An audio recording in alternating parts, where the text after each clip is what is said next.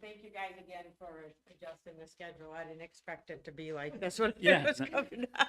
None of us thought this would happen. Wow, it's like, and it was fine until I turned off the highway and I talked to you for a quick second. I'm like, dang, this is not. Yeah. So, thank you again. Crazy. My name is Lisa Utley. I'm with MADIT, Minnesota Association and Trust. We're the insurance part of the coverage. So we're located in St. Michael.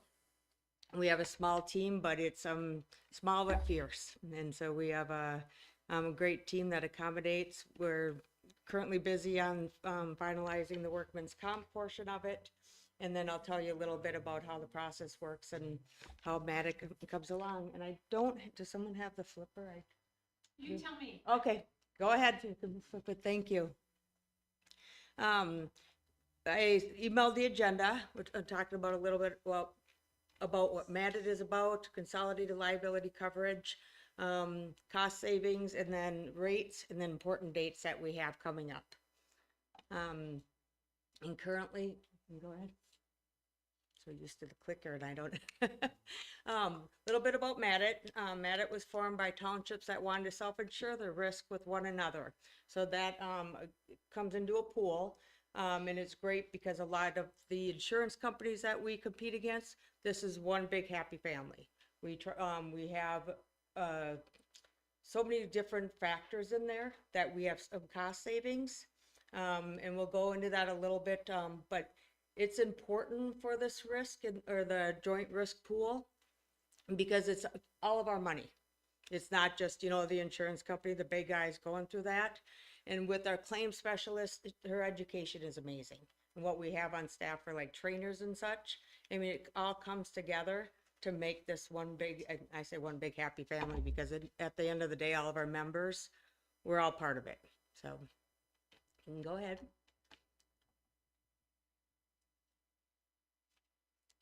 What is consolidated liability coverage? It is to protect townships against claims, lawsuits, and damages. With that, it ensures compliance with regulations. So we have, all the rules, the laws, etc., and it all breaks down into what is covered. So township, clerk does XYZ, protected, and the town members don't like this. I mean, there's so many layers into it, but it's all under the consolidated liability coverage. I could talk, and my heart's still beating from the drive, so I got this. So it's all bundled together, but then you have the other portion of the workman's comp. So if the supervisor is plowing the roads tonight because Johnny couldn't show up and he falls out of the truck, that's workman's comp. That is going to be covered. And we hope that doesn't happen, but we have a few stories that it's a wow factor because I do not want to hear anyone say it's not my job description, but when they step up in that description, that job title, it happens. We've had a few supervisors, that help plow the roads and something happened, but it's coverage. Board members, that is part of it. They're coming to these meetings. Hope to God when you walk outside, someone shovels, because again, you're on the clock right now. So they don't think of, I'm just using a number. You make $1,000 a year. No, it's above and beyond. It's all the medical support. You have a different job. You've hurt your back. I mean, there's layers to it that covers the workman's comp coverage. So go ahead. General liability and public employee liability, formerly errors of omission. There was a question that came up to compare current to, what we offer. It's very similar, but if you look at the difference, errors and omissions, it's just, it's the verbiage, general liability, it's covered rising from errors while performing township duties. As I said, if something you were to do, a decision you made today, that's where that coverage is going to fall. So if you look at the two differences, township duties, you do something, oh no, I made a mistake here, and then the floods open down the river, down the road, I mean, there's differences.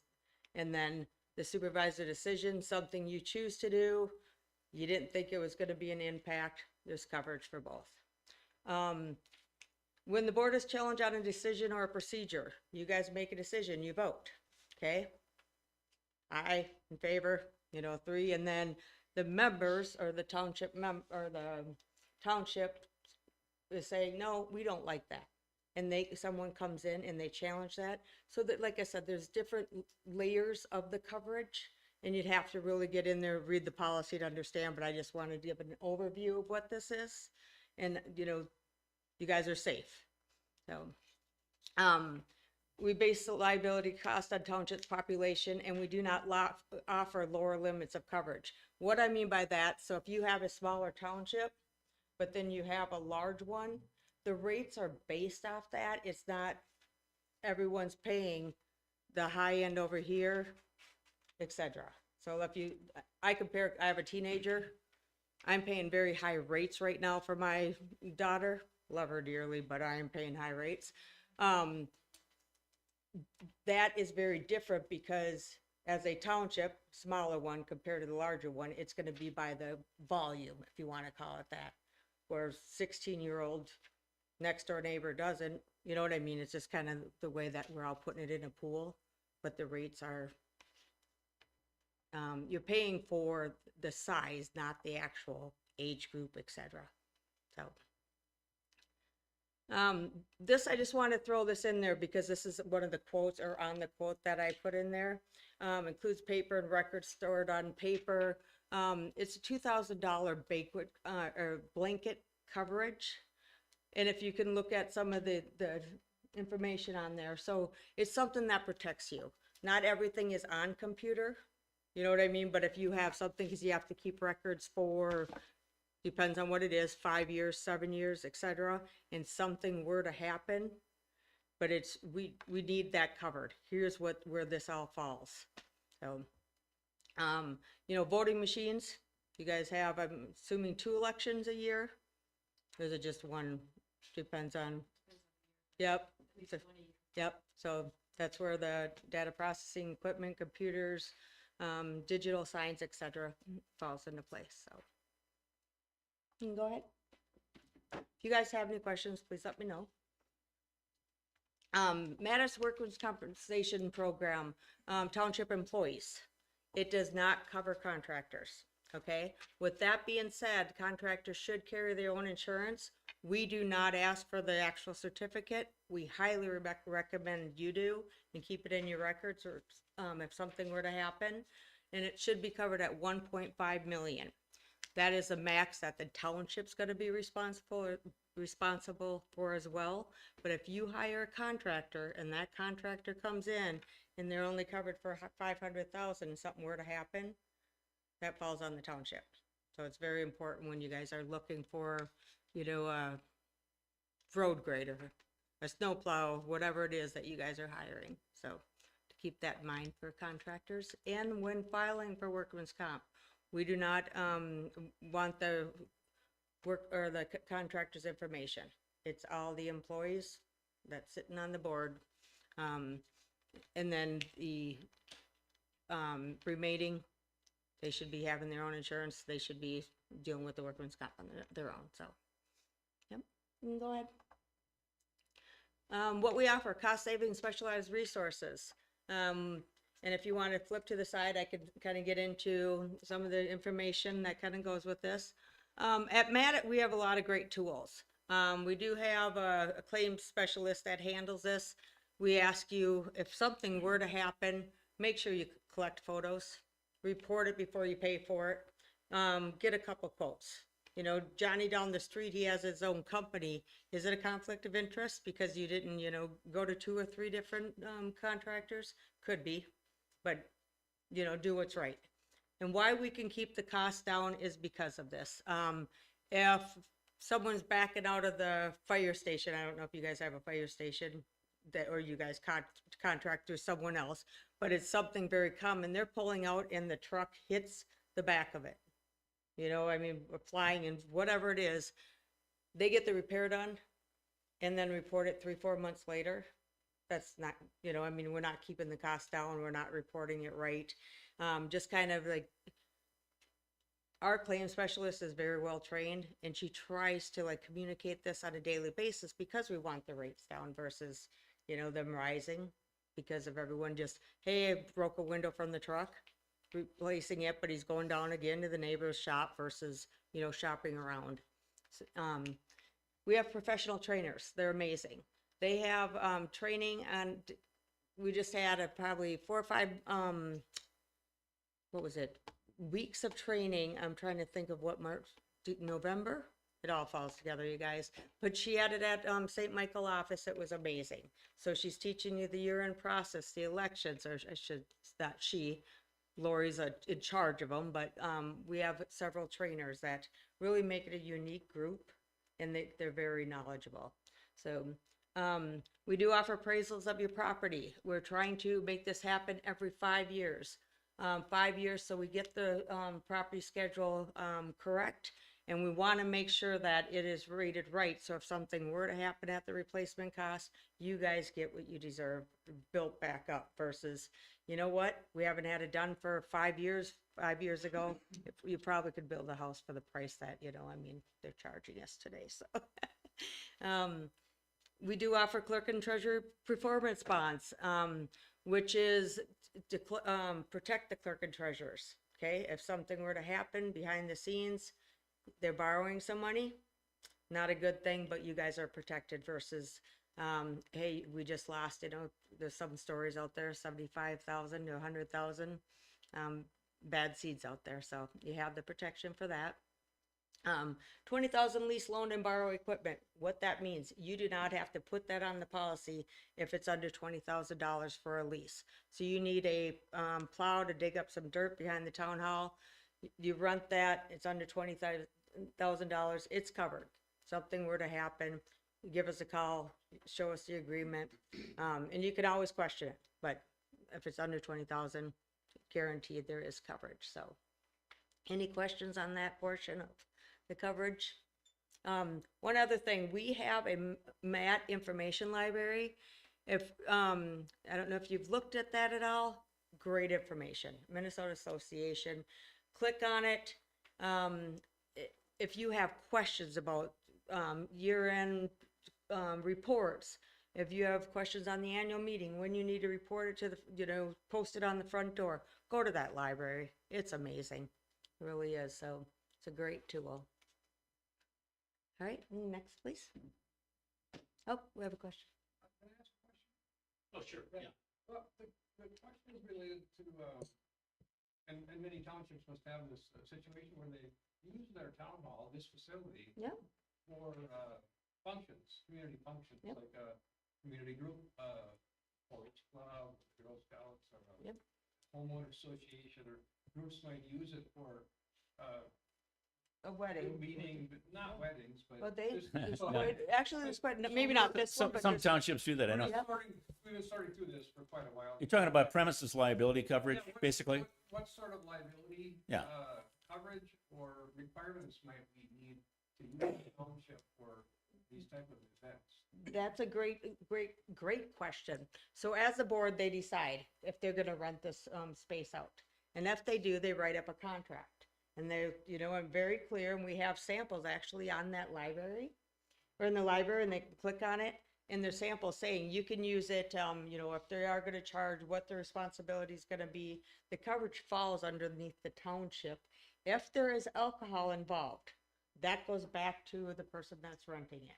So if you have not in this space, but you go back to a wedding, there's gonna be alcohol. That goes under your homeowners. That should be written in the contract saying if there's alcohol involved, here's your insurance listed. But otherwise, they write up the contract, the agreement, if they are gonna charge, what the hours of service are gonna be. It's very, Did you say there's sample contracts in your website? Yeah. Interesting. It's all there. We get asked a lot, so, a lot of them, like you said, a lot of knitting, Girl Scouts, they have their meetings there, so very common. So, yep, it is covered. So just make sure the contract's in place so they're not questioning. And the larger parties, though, is what we, like weddings and, they have Girl Scout dances, whatever they choose to do, use the space. So, yep. There's something to talk about if you guys wanted to, and you can look in that library to see what samples, or give us a call at the office. So,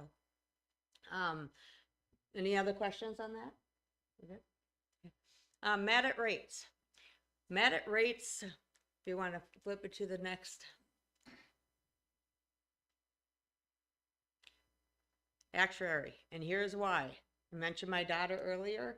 We do girl math. We fill our gas tank up more often than not because it's cheaper. You know, do you guys get the humor? Never mind. My husband, who's in finance and all that, he doesn't get our girl math, but I do. Because if it's, let me just fill it up because it's going to be cheaper if you fill it up if it's only, the first little line. And he's like, why? I'm like, never mind. That's why we don't do the rates here. An actuary does. And it is based on multiple things. If you want to flip through the thing. It's the trust as a whole. Okay. And it is not determined, as I said, the driver's age, number of drivers, gender, credit history, none of that. It is by the township size. They go with the rates. They combined, the storms a couple years ago, right? There's a lot of people that had to do remodeling and, flooding and all of that. So we haven't had that in a couple years, so that's great. So rates have not risen in a while, which is great, but it's as a whole. So we do have a professional actuary that does all the determining factors, etc. So they're great. If we have any questions, we can pick up the phone and call them anytime. So, all right, next. All right, and one thing, so that didn't turn out very well, did it? If you want to go back one, nope, had one, I'm sorry. So I mentioned the rates, and as a whole, there's one more if you don't mind. Okay, there's some important dates, and sorry, I made this a little bit too big. April, review proposals for CLC coverage. What that means is we send the contracts out to all of our members for what they have covered. So we want to make sure your policy's whole. If you forgot to take a truck off last year, we don't want to carry that over. We want to continue. So for Matt, we're very cautious of that. We want to make sure that you guys are covering what you need. And if you had a remodel on a town hall, we want to make sure that's up to date, and we will send someone out there to, praise it. We want it to be up to date. In July, the CLC policy renewals. So April, we send everything out to you. You contact us, we update it, get everything dated. And then July, we will issue the CLC policy renewals. So you know that you have that coming, kind of something in to watch for. And then in January, workers' compensation renewal. Reason why that is so important, if you have workman's comp by state, it's your responsibility to report the hours paid. And so with that being said, we're just wrapping that up. We have about 67 that did not report. So that's an automatic 25% increase. And then we close it, report it to the state. So that's what we're dealing with now. So it's a busy time of the year. And then we have the short courses coming up. So it's just rolling, never a dull moment, but it's great. So I know there was some questions about the proposal to compare it to the current insurance. Comparing apples to apples, I try to read their language, but they have charges that we don't, because ours is kind of in the lump sum for automobiles, the property, and then the coverage as a whole. So, I mean, looking at both contracts, I was trying to break it down, but the verbiage in theirs is I think it was 90 some pages or something like that. So it's a lot. How about coverage limits? Are they comparable? Yes, they are. I did take a look at that. Unfortunately, I don't have apples to apples. I can email it to you. Sure. I think it was the 1.5 million, 500,000 for one. I was looking at it for both. That'd be So- helpful. Yeah. Yep, If you I could can send definitely. that comparison along. I Yep, appreciate it. absolutely. So, anything else that you can think of that you have questions on the comparison? Like I said, I did try to look at it, and I was just at a glance at a whole, because a lot of theirs were the definitions. Once you become a member, then the packet will go out with all that information. But And so bottom line, what's, how does the annual premium, for this coverage compare with the annual premium that, we're now paying through, Country Mutual?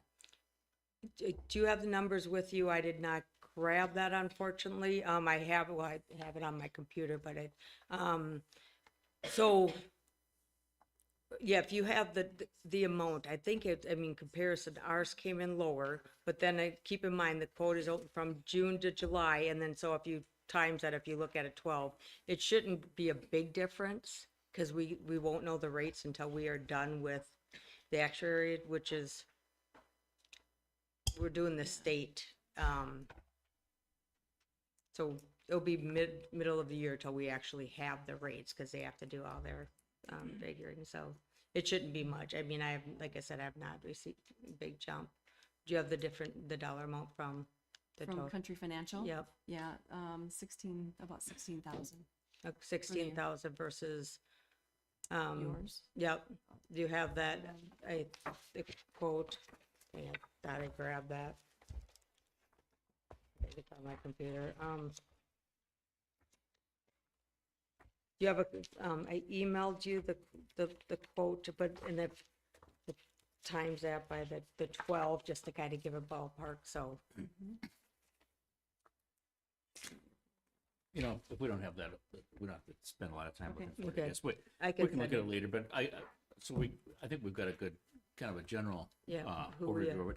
One thing I'm curious about, do you have a, you get your own claims, sounds like your in-house claims administration Yep. for the liability part and probably the property damage part. Yep, The work comp part, do you use a third-party administrator for that? We or do. you do that in-house? we work with SFM, Oh, okay. so, yep, thank you. Yep, we work with SFM, so we've been working with them for some time. They're Yeah. great. They're so they do a lot of like behind the scenes reporting for auditing purposes, Sure. et cetera. So since they're keeping track of all of that. Thank Okay. you, Carrie. So the total, but this is like where's the final? So this is for the 1 month, because effective date is 6/1 to 6/30, and then the renewals in July, so 304 times 12.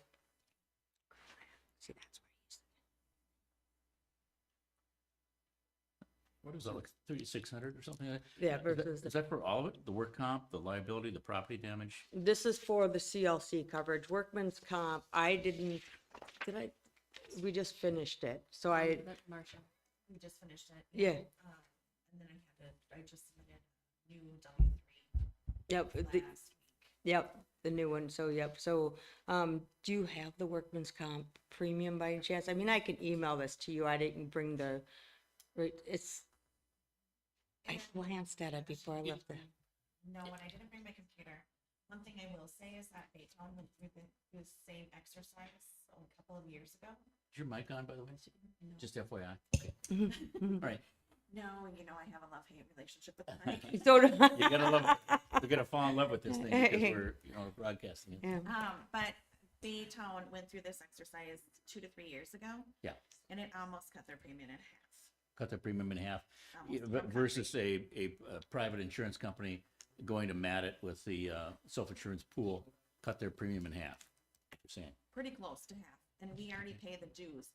So that was something that Baytown had to do because they had to become a member. Yeah. But we already pay membership dues and are utilizing all of their other resources. Sure.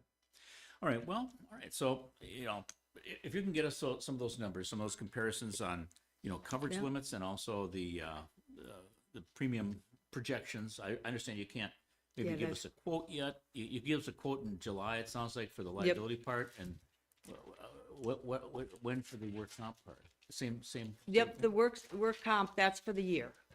So, that's already billed, everything, and I can email that to you tomorrow. Okay. And then for the CLC, if you figure in like, even if we did let's just say 5%, I'm just using that number because the total right now is the one I gave you, 304 for the month, times that by 12, that would be the annual premium.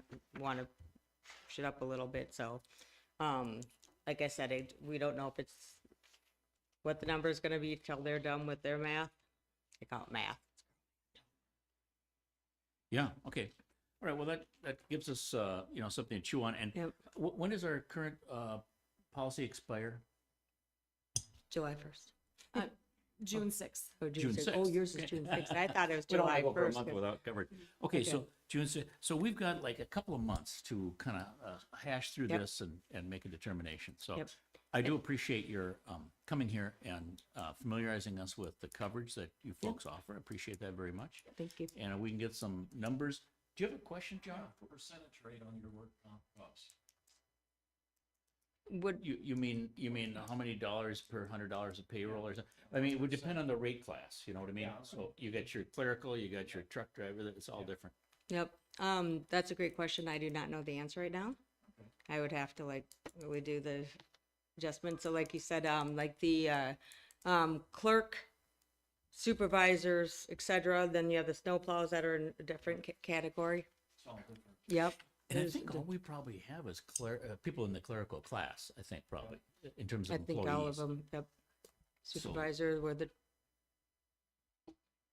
trustee, the trust, yeah, I think you only have like 2, maybe 3 different categories. But 2 for sure, I Two think. for sure. Yep. I think it's only 2. Yep, I think it is too, Yeah. because I just glanced at it when we. come Those are, in, so. those are the lowest rate classes though, the kind of work that we have, the employees that we have, they're Yep. the very lowest. Dan's probably most expensive. What's that? Dan Kill. Yeah, Dan, yeah. He's gonna kill, it's gonna break. Do you our guys rate hire rate. out for a snowplow? We do. You do, that's what I Yeah. thought, so that's one of them that would be higher, so it's not. All right, well, thank you. Any other questions for Ms. Utley? Before we let her get back on the road and hopefully safely home. So it's always based on population. It doesn't matter if a township has a bunch of claims. Well, for claims, now So- we're looking for the rates. I mean, as a whole, keep this in mind. So and I'm just using 100. And township number 99 has a ton of claims. Those do impact the rates, Okay. obviously, but not for I mean, like I said, it's based on the actual volume of people, township side, et cetera, so. And actually, that was a very good question. I got a follow-up question too.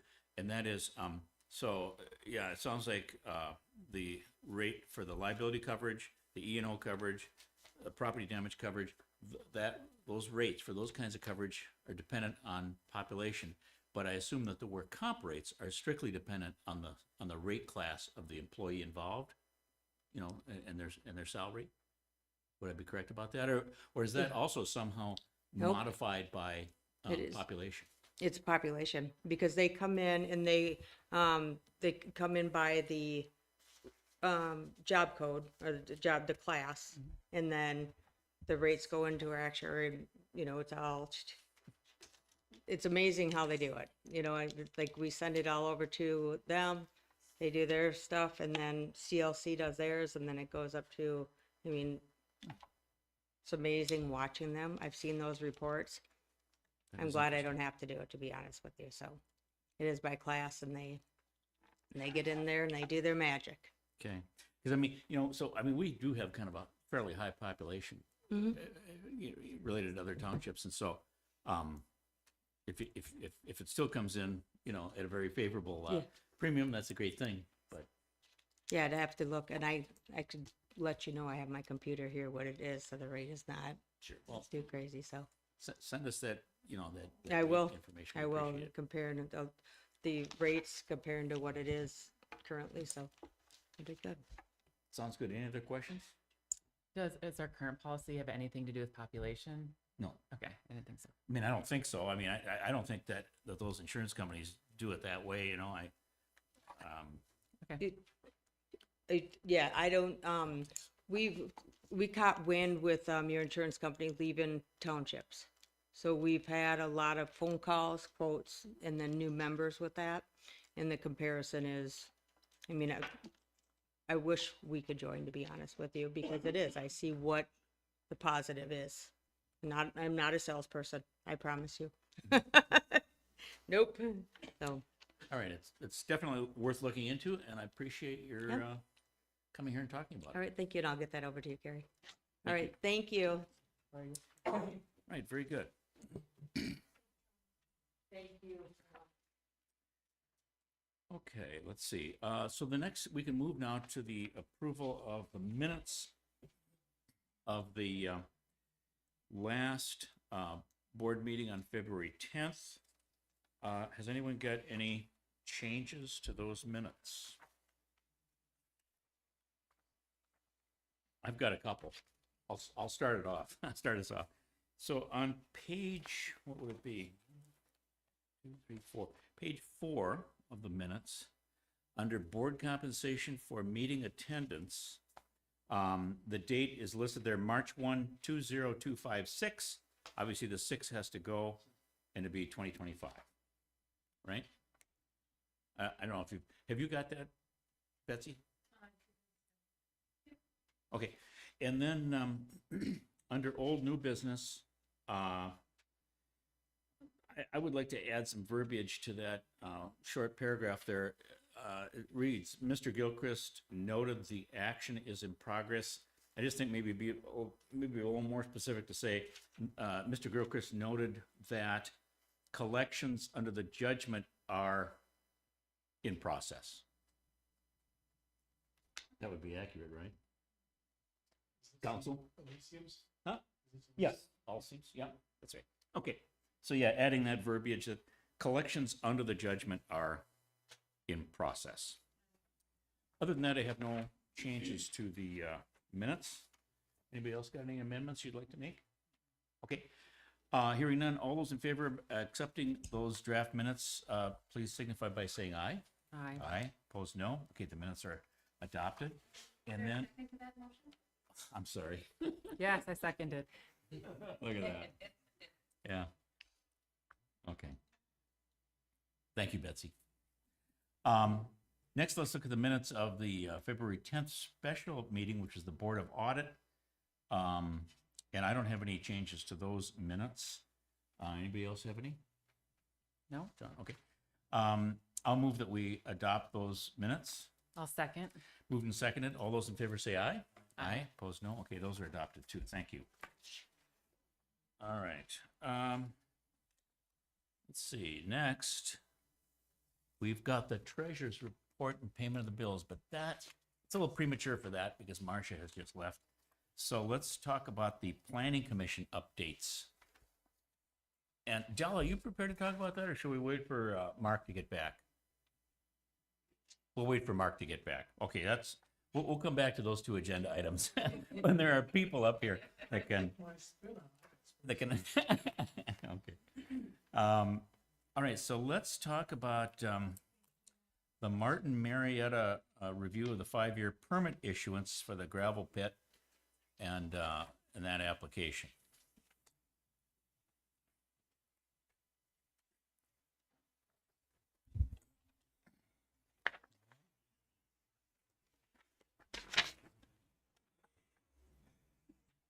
Good evening, Mr. Chairman and supervisors, staff. My name is Jim Flawn. I'm with Martin Marietta. And closer. We operate the West Lakeland sand and gravel pit here in the township. With me tonight are Kirsten Pauley from Sunday Engineering and Pete Olson, who is the district production manager for Martin. I'm just going to provide kind of an introduction and a broad overview of our application, and then I'll let these two experts kind of dive in and answer any questions that you might have about the specifics. The site has been actively mined since the 1970s and was instrumental in providing the aggregate resource to turn US Highway 12 into Interstate 94. It's been owned by Tiller Corporation and their operating division Barton Sand and Gravel for much of that time until Tiller was acquired by Martin Marietta in 2001. The site up is approximately 257 acres, which 116 of that is active mining processing, stockpiling, and approximately 17 acres are reserved right now for future extraction. The bulk remainder of that has been seeded and stabilized for reclamation area or serves as buffer between our operations and neighboring properties. The current permit that we have which was issued in 2020, allows for the extraction of the aggregate material, sand, gravel, limestone, and sandstone, and processing that, crushing, washing, screening, stockpiling, and hauling it out for local projects. We also recycle concrete and asphalt, and these products are sold locally for road and building projects. Mining and processing occur seasonally, typically April to November, depending on the weather and market. But we do truck materials in and out throughout the year as market demands it. Typically over the last 5 years, we've averaged 125,000 tons of material a year, although we did reach up to 200,000 during one of those high production years. Historically though, we have removed over 500,000 tons from the site during one operating season. We currently mine to a depth of no lower than 825 feet above mean sea level, which is a county requirement to stay above and out of the water table. The next 5 years, we anticipate much of the operation to remain the same, continuing to process aggregate, sand, gravel, limestone, sandstone, and do all those processing that I mentioned. We do plan on using blasting as a method to extract some of that limestone. And I'll let Kirsten dive into those details a little bit more. Other than that, most everything will plan to stay the same, other than this new method of extracting materials. Good evening, Chairman and members of the Town Board. As Jim mentioned, my name is Kirsten Polly. I'm a geologist and civil engineer with Sunday Engineering, and I'm here tonight on behalf of Martin Marietta. I know that some of you are new and haven't gone through maybe a lot of these permit reissuance for mining operations in Washington County. So I want to give a little bit of background information and then discuss some of the new things that are being anticipated for the next 5-year permitting. As you know, Washington County has a mining ordinance and does control mining operations within the county. They have a 5-year permit requirement. This site has been in operation since 1970. In the early 1990s, when the county adopted their ordinance, they required all the existing operations to undergo environmental review. So an environmental assessment worksheet was prepared for the site. And then it's gone through since 1995, the 5-year permit reissuance cycle every 5 years. I've been involved with every single one of those permit reissuances. So I have a little bit of history with the site.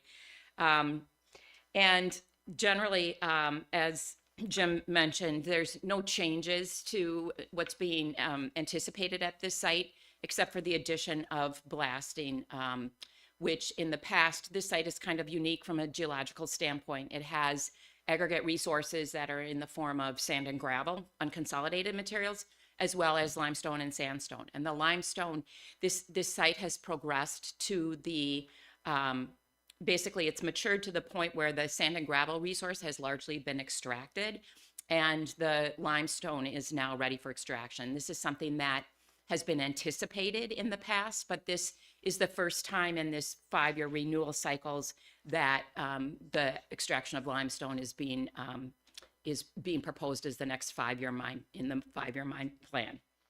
So I want to talk a little bit about what that blasting means. You do have other quarry in the township that blasts, but the blasting is necessary to basically break up the rock to manageable pieces, sizes that can be transported and then processed. It's the exact same processing equipment that currently occurs on site. So you've got crushing and screening and washing. It's just a limestone material as opposed to the sand and gravel material. So all of that remains the same. With blasting, primarily the concerns that residents may have are related to 2 different things. One is ground vibration, and the other is called air overpressure. And so as part of this request, the applicant prepared a blast monitoring plan and submitted it with the application materials. And that blast monitoring plan basically describes the blasting process, and there has been several decades of research on blasting, and the federal government has established blasting standards for both the ground vibration to protect any nearby structures, as well as standards limits for the air overpressure. So the blasting process itself is conducted by a third-party blaster. There are several series of holes that are drilled. Those holes are loaded with a booster, a blasting, electronic blasting cap, the explosives, and some stemming material. And then that constitutes the blast. And while there may be 20 or 30 holes that are drilled, they're electronically controlled, so they actually go off milliseconds apart. So instead of one large blast, it's really several smaller blasts that last about 1 to 2 seconds. And it creates a ground vibration, which if you're nearby, most of the energy is concentrated at the blast where breaking up the rock, but there's some that then generates out, and it rapidly, with distance, it basically attenuates.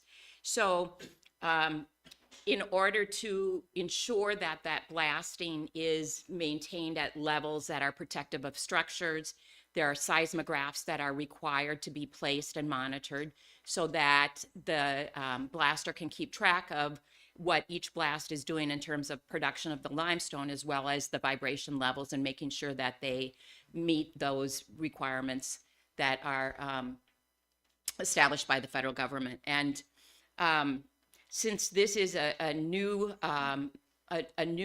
activity at this quarry, the other part of the blast monitoring plan is to offer pre-blast surveys for residents that are located within, have structures located within 500 feet of the property line. These pre-blast surveys are conducted by an independent contractor, and they basically note all this, if there's any structural defects, cracks, or anything in foundation. They're measured and they're noted so that if in the future, if there's a blast that causes a concern, there is kind of a baseline that's already been provided. And these pre-blast surveys are provided to the property owner, and then a copy is kept by Martin Marietta. And they're just basically used to establish a baseline in case there is any issue with blasting. So and then the air overpressure is actually the release of energy that travels by waves through the air. And so that's most often perceived as sound, although sometimes the frequencies aren't really perceptible to the human ear. But you typically can hear a little bit of sound. Sometimes that air wave hits a glass, window, and then you can hear a rattle. So you're actually hearing the window rattle, not the actual airwave, because of the frequency. So those are the two phenomena. And so one of the practices that's been adopted at other quarries that Martin Marietta operates is providing the opportunity to have neighbors notified before a blast. So before any blasting would occur, there would be a notification sent out to residents within, I believe it's quarter mile is proposed. And if they want to be signed on to a notification list, they would be notified by email or text before a blast occurs, so that it eliminates an element of surprise, and they kind of know what to expect. So that's all part of the blast monitoring plan. The site anticipates blasting maybe once a week during the construction season, maybe somewhere between 10 and 20 blasts a year, totally depending upon market demand. And if there's, a big job somewhere, it's more frequent. If there's not as much, it's less. The demand for materials is variable in this area, so it's directly tied to that. So those are basically that's basically the only new element of this mining operation. As we mentioned, the site has been in operation for many, many years, and it occasionally receives complaints. In the past 5 years, in 1922, there was some, or 2022, jeez. I remember that year. Yeah. There was some tree removal on the western portion of the property, and so there was some noise complaints about there was a noise complaint during the removal of the trees. Martin Marietta, which was then Tiller at the time, met with those property owners, and they discussed the kind of the tree removal that was going to be taking place, and they ended up putting in an additional berm along that side to resolve those concerns of the neighbors. So there has been also in 2024, there was a complaint about a truck speeding and coming to the site early. And so Martin Marietta responded by making sure that the trucks coming in were reminded again of, not to speed and to the hours of operation. So whenever there is a complaint, they try to respond as quickly as they can. They've always in the past encouraged people and their neighbors to contact either Christina Morrison or Pete Olson. Their numbers and contact information have been included in the permit application materials and also will be included in the letter that goes out in the spring if people want to be notified, just so that the neighbors always know who they can call if there is a question. And of course, they can always call a town board supervisor as well. The county will be holding a public hearing on this, so they do like to have the township have the opportunity to hear, the 5-year kind of update on the project. And if the township does have any concerns or comments, staff is undergoing their review right now. And so, they of course want to hear if there's any concerns from the town board. But the public hearing, I think, is tentatively scheduled for April 22nd, and that gives the residents the opportunity to come to that meeting and to provide comment at that time as well. So if you do have any questions, Pete and Jim and I are here to try to answer them. Yeah, just a couple quick questions that I have. The notification and the radius of the notification, all that kind of thing for this blasting, that's part of the blasting plan, I guess, and that's submitted to the county, and therefore it's enforced by the county, I take it, Correct. too, right? Yes. Okay. And what's the estimated life of the pit? What's the plan as far as, when you're going to do the reclamation of it and not be mining there anymore, or is that too hard to say? Well, I think we have an estimate. Pete, do you know off the top of your head? I'm sure it's in this application. I think it's well above 20 years, and obviously depends on demand. And also fill material may always be available. Recycling is very important to the area, and I could see that continuing for a long, long time. So in the neighborhood, like at least 20-year time horizon you're looking at probably? Yeah. At least. Okay. I don't have any other questions. Do you? John? Any questions? All right, well, thank you very much for the presentation. I appreciate it Right. very much. Very informative. Thank you. Thank you. Thanks. All right. That doesn't require any action by us, I don't think, right? We could give feedback to the county, but so can the public at the public hearing on the 22nd. Yeah, I was just going to say, I think the last time that we did this for Brian Rock's West Lakeland Quarry, you maybe just sent a letter to the county saying that you had heard our presentation, and then it's documented that, we've come and Sure. presented, and Sure. that'd be great. Thank you. We can do that for you. Okay, thanks. Okay. Let's go back to Marcia's treasurer's report, since we're ready for that now. Sorry about that. It's okay. In the month of February, the township recorded $145,102.78 in receipts. $48,735 came from Washington County in the form of gravel taxes. Another $40,629 came from Washington County in a fuel tax distribution. We recorded $47,901 worth of franchise fees from Comcast. Building inspections of $53.62 and a couple of right-of-way permits, bringing the total receipts to $145,102. The town paid out $153,961 during February, $9,600 payroll, $84,750 for Bolton and Bank for the 2025 street improvements, and also the that was just a street improvement plan, I'm sorry. $7,100 for recycling, $4,500 for building inspections. Almost $2,500 was an issuance of a Focus Engineering check that was a void from January. 8,200 for legal, 21,900 for snow removal, 10,090 for American Legal Publishing, and 1,800 for the Washington County election maintenance. Bringing the total current assets and investments to $3,298,871.54. And if you look at your last page, we do not have any CDs due now again until July. I do apologize. I just caught while I was sitting here, there's a couple 2024 maturity dates. I guess I haven't really come around to the fact that we're in 2025 yet.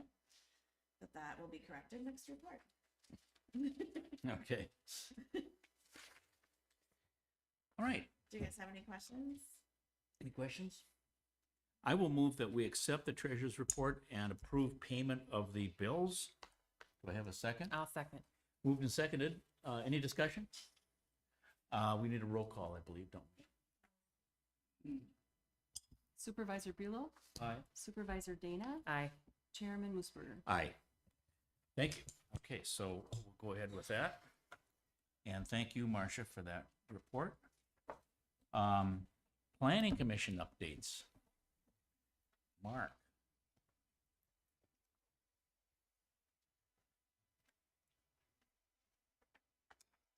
Hey, everyone. Hey, Mark. 4 items. The planning commission met on February 20th, and there's recommendations on behalf of the next few agenda items at the meeting here, the ground mounted solar project and the accessory structure in front of the house. So maybe we can just hold our comments on those until those agenda items. Is that Sure. okay? I mean, the planning commission's support of both of those, but we can talk about that. Then we have a recommendation to reappoint 2 planning commission members whose terms are up, their 3-year terms are up. That would be Betsy and Sean. So I guess we'd like your support, and our recommendation is to reappoint Betsy and Sean.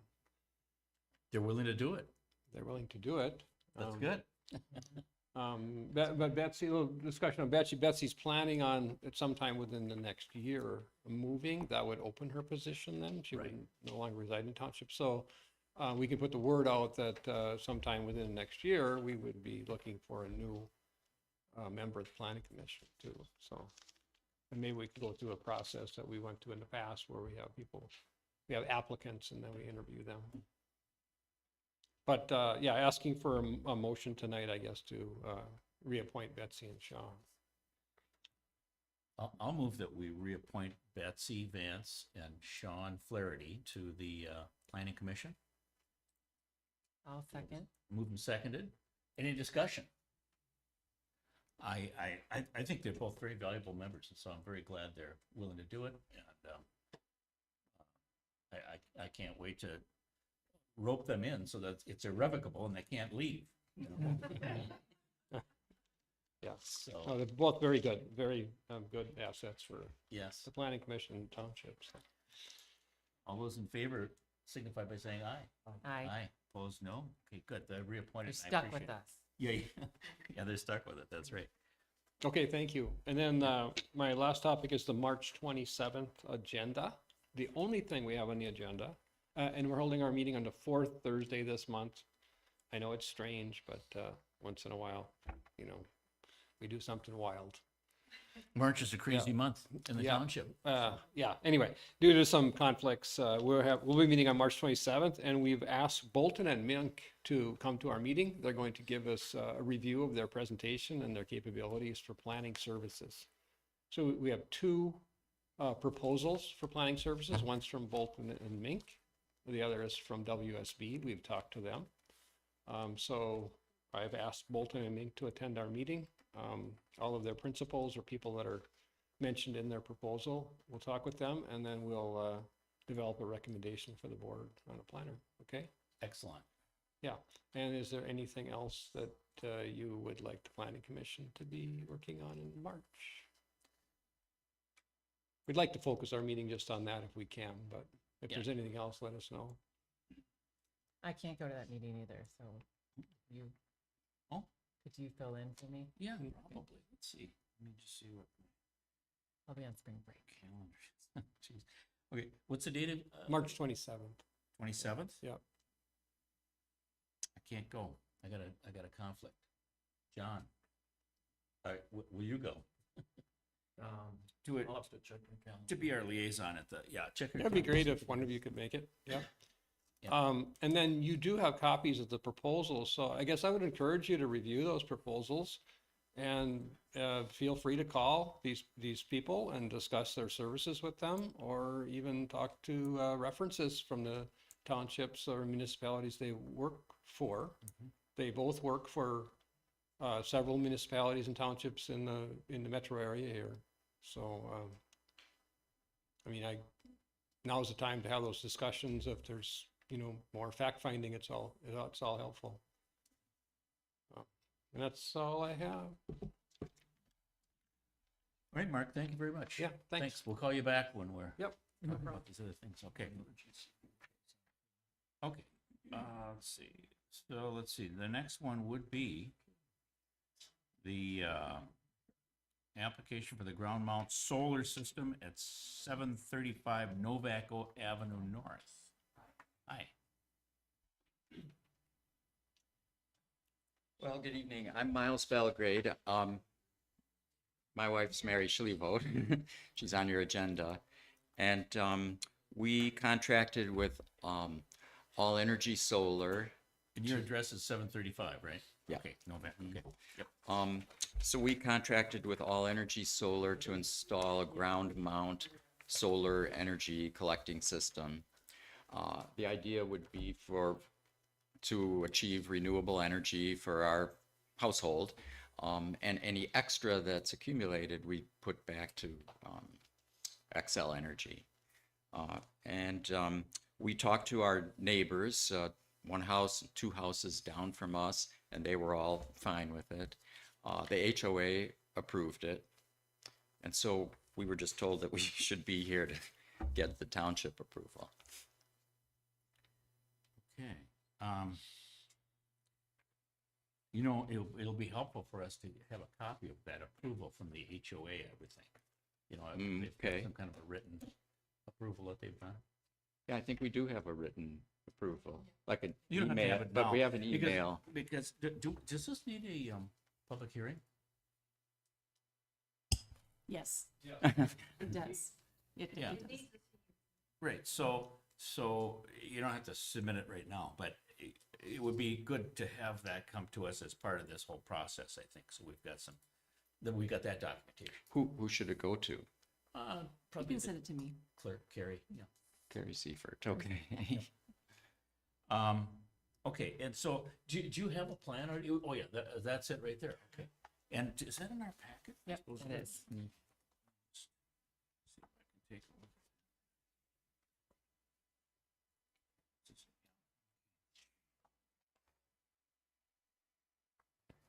So, one of the concerns people always have is screening. Right. Maybe you can just describe what that Yeah, screening so would be.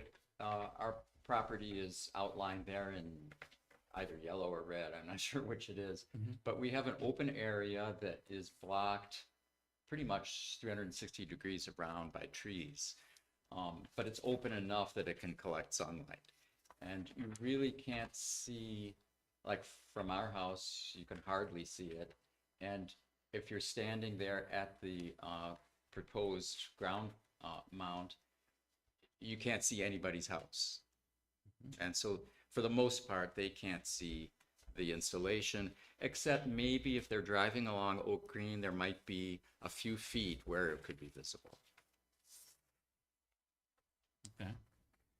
And then, I assume then that the people, it sounds like you've contacted the neighbors to the north and to the south Right, of you. right. How about across the yard? We haven't contacted them, but Okay. it's pretty much blocked by their, I think they'll get noticed though, won't they? Yeah, they will. Public hearing. Okay.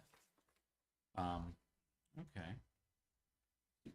I can't think of any other questions, but obviously we want to hear from the planning commission too, get their reactions to it. Maybe we should just, if you wouldn't mind. Yeah, Dell's, Okay, great. We trade places.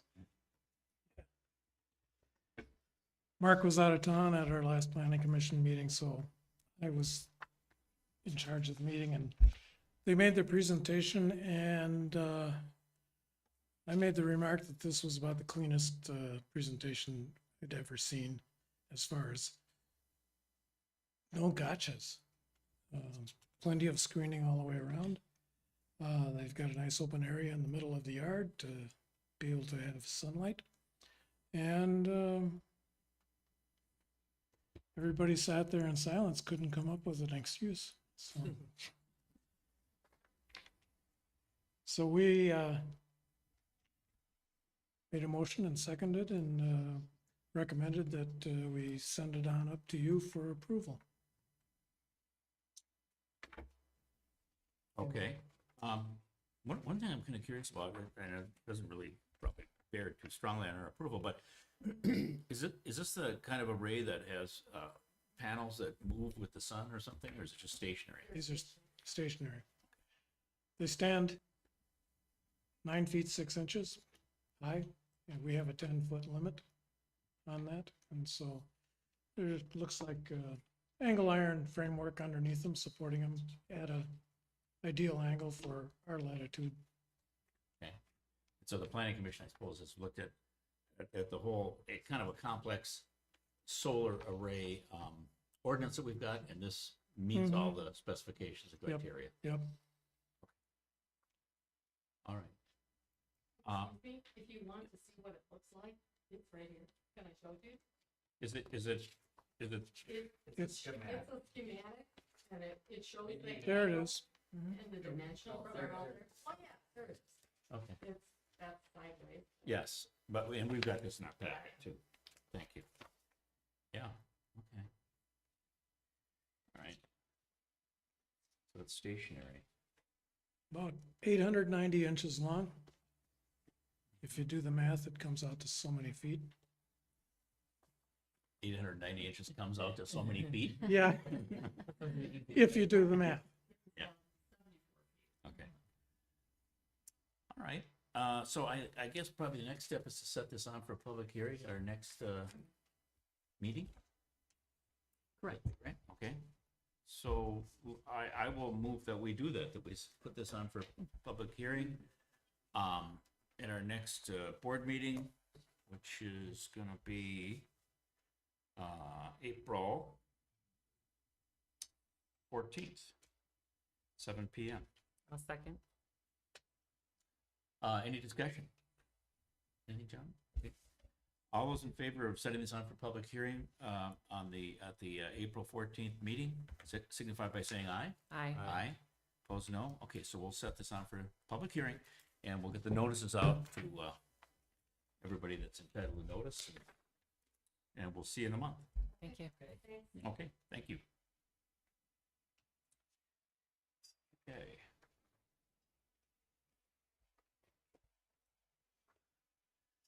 So now we move on to, there's a request for approval of an accessory structure closer to the right-of-way than the primary residence, and that's gonna be at 1258 Old Ridge Avenue. So whoever's gonna speak, could you state your name and address for the record, please? Sure, my name is Richard Norton, and I'm the homeowner at 1258 Old Ridge Avenue North. And yes, we're seeking to build a garage structure that is slightly closer to the right-of-way than the main house. We're limited by the way that the layout of the land is for where we can construct this. So what we decided to do is propose a structure that directly mimics the architecture of the house itself. I think you can see by the photographs that were provided in the overview that what the house looks like and how the garage has been planned to exactly look like it belongs to the property. As I said, we're limited, but we've taken pains to make sure that it's as hidden as possible.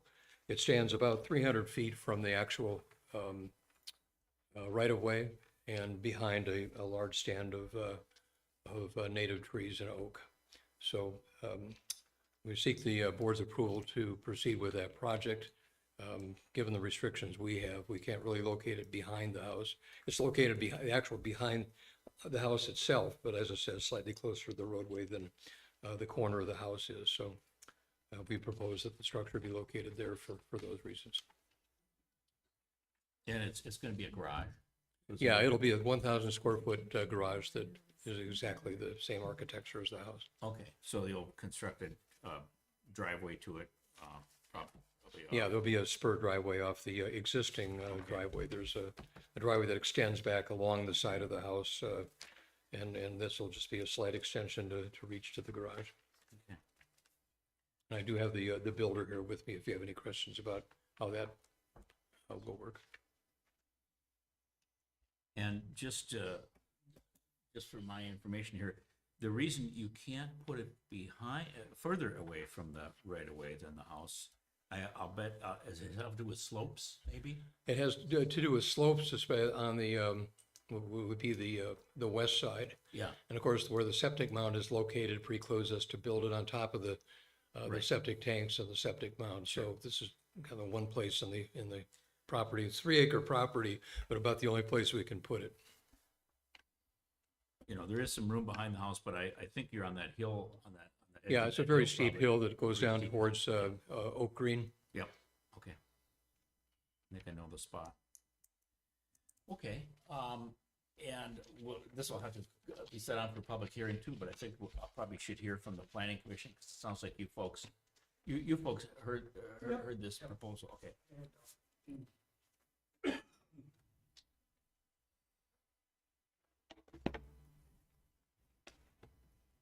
It's an interesting lot. And as I said, there are certain conditions.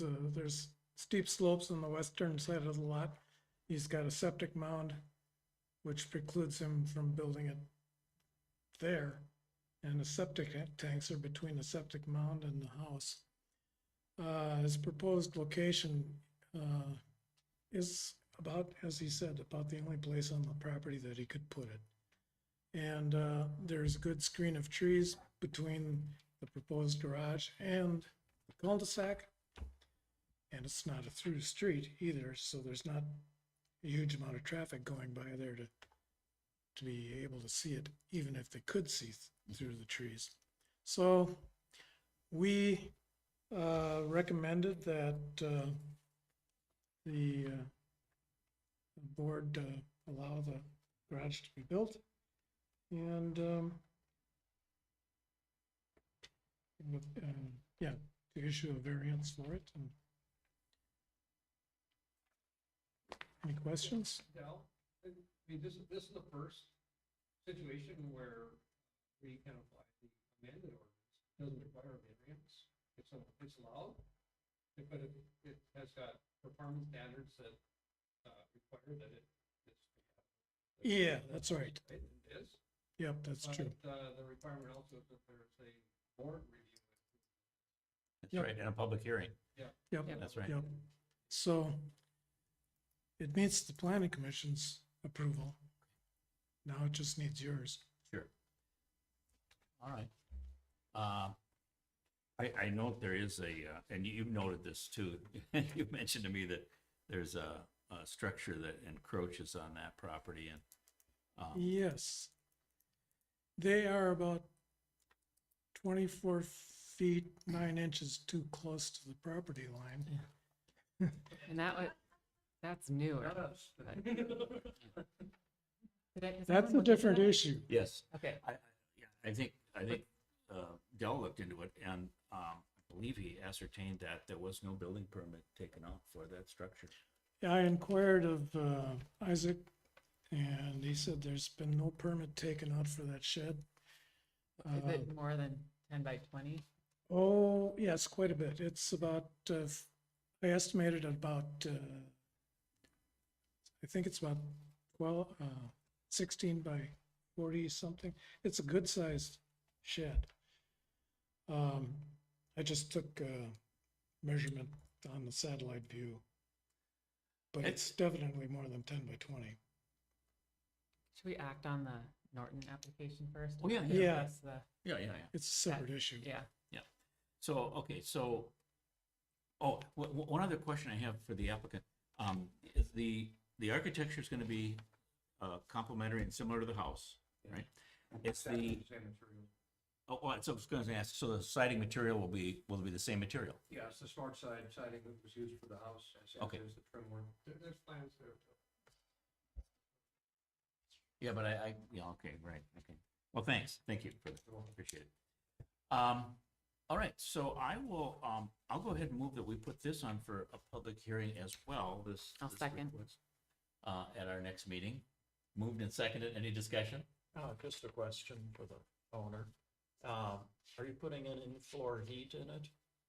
Yeah, we're putting in heat and air conditioning, but not water. In-floor in the concrete? No. No, there's no in-floor. Oh, but it is a heated building. It will be a, Yeah, it'll be a heated and air condition. conditioning. Just for the mini split. Why not put an in-floor since you got a concrete slab? Most of it's cost. Yeah. Cost and running, we've got a mini split heat pump in there, so it only needs an electric utility. Mhm. And if you put in floor heat, typically those are gas fired. And they do make some heat pumps for in-floor, Yep. but it comes into a lot of a cost factor. All right, anything, okay, so, all those in favor of setting this on for a public hearing at our next, board meeting, please signify by saying aye. Aye. Prove no, okay, so we'll set this on, we'll see you in a month. Thank you. Thank you. Thank you, thank you. Okay. Let's see, we're moving right along here. Okay, the next item is to review the resolution to adopt polling place hours, 10 a.m. to 8 p.m. And I take it, oh, go ahead. Did you want any more discussion Oh, on that- this? Yeah, well, Or are you We gonna, will, and was it new business or? well, yeah, maybe we should talk about it under new business, yeah, Yeah, that's a good let's idea. just act on this first. Yeah. We'll Don't do go that. far down. Yeah, don't go away. all right, We'll be fast. okay. Okay. All right, so, let's see, yeah, so that, I take it probably Carrie is gonna tell us what that's about. Oh, basically, as a township, Is your mic on, by the way? it is. Okay, As a township, we have a right to have our polling place hours adjusted. And where it would open up at 10 a.m. opposed to 8 a.m. or something, yeah. Correct. And our judges specifically requested that we stay 10 a.m. Yes. So, and one of the things that Troy recommended and Matt was just to clean things up a little bit, to pass a resolution adopting these hours for all elections, town board elections. Okay. So we've been doing it for years. I mean, I think we've been doing this for 50 years All right. at 10 a.m. So this will just basically ratify our past practice and say that we'll continue doing it, Correct. okay? Well, I'll move that we do adopt then polling place hours here at the town hall for town board elections. On those days when we conduct the town board elections, the polling place would be open from 10 a.m. to 8 p.m. Correct. And so that we will adopt that as a resolution, and somebody will draft it up, I suppose, right? Is that? You that- have it in, you do have it in your draft that packet. up for us? The resolution is. It's right Oh, it's in there. the packet? Okay. Yep, it's ready. All right. Okay, so, is there a second? I'll second. Moved and seconded. Any discussion? Any discussion? Hearing none. All those in favor of adopting that resolution, please signify by saying aye. Aye. Aye. Opposed, no? Okay, so those we'll ratify those as our polling hours. We'll continue that practice. Next item is the Miller Excavating Street Sweeping Agreement. And once again, is that something you're gonna talk about, Carrie? Or somebody else? Well, Marcia had forwarded Miller's sweeping contract, street sweeping contract. And as I usually do, I forwarded to Troy and he put together an agreement. Okay. But I'm not sure because this came in pretty late. I'm not sure if everyone had a chance to review it. I did not. Do you want some time to look it over before we? Is it our standard agreement though? This is our standard agreement. Now, street sweeping is, you know, a little different, you know, than snow plowing in that I think we tell the contractor when we want to do the street sweeping, whereas snow plowing is just done when it snows. Yeah. And so, Have they reviewed it? no. Miller, okay.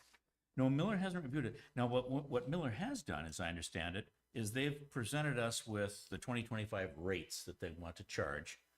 And those rates are in the last page of this street sweeping agreement. You know, Troy just repeated those rates. So we're not, you know, negotiating that. We're just accepting their rates. And those rates, by the way, I think Marcia maybe did a comparison for us, and it's a 5% increase almost across the board, right? Across the board, yeah. Yep, for 2025. Last year it was like a 3.5% increase or something, I think. Yeah, and they were a little bit different between categories, like some went up more than. Yeah, but this year it's kind of a straight 5% increase. And, you know, I mean, I think that's probably commensurate with inflation, particularly inflation in the arena of, you know, kind of road work. John, what do you think? Does that seem excessive for an inflation factor, or is that in line with what the world is doing these days? Yeah. Okay. All right, so yeah, so we just incorporated those rates into the proposed contract, and I believe it specifies that it's done at our behest. It's and, done by the road supervisor's direction. Yeah, the road supervisor's the conduit. He's the one that tells them, you know, when to do it. So, you know, it appears to be a reasonable thing. And the fact that Troy has put this into the form that he wants us to use for contracting is a great thing, I Yes, think, yeah. because it makes it much more specific. He talks about indemnification and so forth to protect us. And so I think, assuming Miller doesn't have any problem with it. That's fine. So the thinking here is maybe if we just approve this and present it to Miller and say, you know, here you go, they'll probably just sign it. I think they did that with the snow plowing contract too, right? Correct. So, The only, go ahead. well, the only thing I'm thinking is with all these road projects, if the contractor doesn't clean up after themselves and we want to back charge them with Miller, like sweep it up, and then it would be nice to have some documentation, you know, pictures or something, some sort of ability for us to back charge our road project people, if it comes to that. Hopefully not, but Okay, so yeah, so it'll probably be, I assume, you could just request that as well. But yeah, I assume it'll be part of their contract that they have to clean up. But your point is if they it will be don't part of clean their up- contract. Yeah, Right. yeah, And if they don't, and we have to have Miller do it, yeah. we ought to be able to go in and charge that against them. Charge that back to the road contract. Correct. And hopefully that's built into the road construction contract. Yeah, just as long as Miller will itemize it. You know? Oh, Miller has, yeah, and I think this talks about itemizing the services in a more, you know, detailed way than maybe we've seen in the past. I think that was in there. Okay, perfect. Council, what do you think? Is that in there? Is there some kind of a provision in the, in this contract that your firm, drafted for us to require itemization in some detail of the charges that the contractor is submitting to us? Well, John can request it too, if it's outside of the normal. He can, right, but I kind of was hoping and thought maybe that was built into this contract, but I'll defer to council to tell me if that's something that we need to address or if that's something that's already been addressed.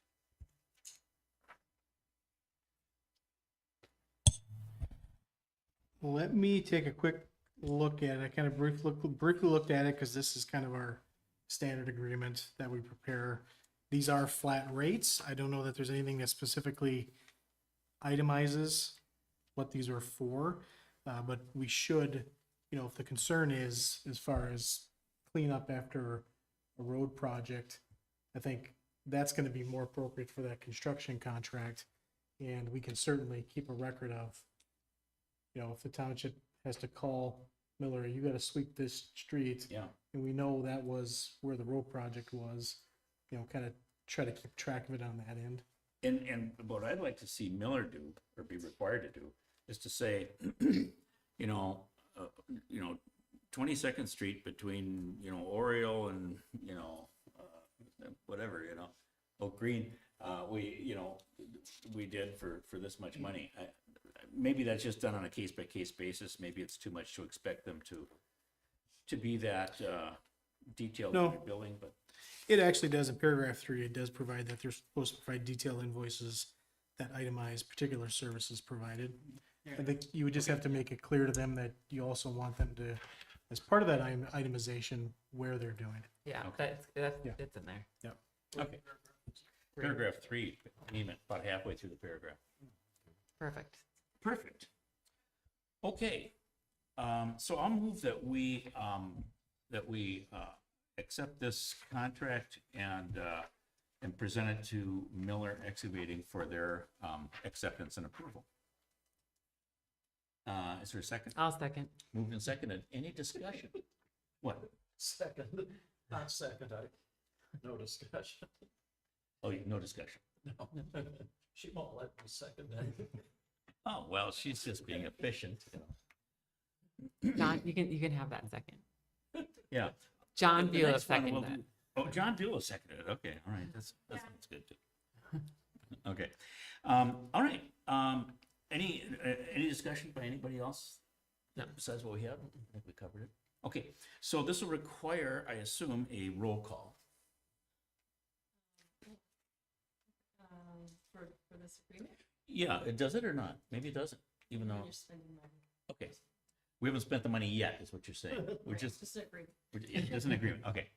All right, so all those in favor of entering into this street sweeping services agreement with Miller Miller Excavating, please signify by saying aye. Aye. Aye. Opposed, no. Okay, so we'll execute that and we'll present it to Miller for their approval. Old and new business. Oh, you want to see us? The checks. Oh, yeah. There you go. Yeah, there you go. You gonna drop that off or should I? What's that? The contract Millers. Oh, you can do it. Yeah, I'll sign it and then you can bring it up. Yeah, sure. Okay, any old or new business? This junction. I have new business. So for the Middle St. Croix Water Management Organization, there's a 10-year water management plan review. The plan is drafted and out to the members, us, for comments for the next 60 days. So I'll send that to Carrie if she doesn't have it already for distribution among the supervisors. But do we have to post that for the public, or I don't know. There wasn't real clear direction. And Is it a 10-year what? it's a water management plan with the Middle St. Croix Water Management Organization. And we have to approve it or? It's a or comment just- period. It was a comment. Yeah. And it's committing us as a member to a few, certain things, so. It's not, it's slightly updated from the last 10-year plan, so it's not like a bunch of new information, but. I'm Well- not sure what the comment period requires. I don't know either. Maybe we should post on our website, let the public comment, you mean? I Put suppose. it out there. Yeah, put it out there, put a link on the website saying, here's this 10-year water management plan Okay, that Middle St. Croix, wants to adopt. There's a public comment period. You can, yep, here's how you get to these people. okay, I'll forward that on to Carrie. Okay. And the other thing, okay, that's one item. Then this, are we gonna talk about this building now? Yeah, I think that's a good idea. Yep. And so I think what we probably need to, now, I'm not clear. I had the impression before, maybe you could get back up here again, Dell, and tell us about this. But does that building or does it not straddle the property line? I had the impression it did. And it was actually physically encroaching on the neighbor. But now I'm looking at this photo here with the superimposed property line on it. And it looks like only the shadow of the building crosses the property line. Yeah, I looked at it on the GIS maps that the county has, and I looked at it under Google Maps, and yeah, there's a shadow that's cast on the property line, and so so Well you within can, the setback, well within the setback. Right. yeah, it's at least 24 feet too close. Let's put it that way.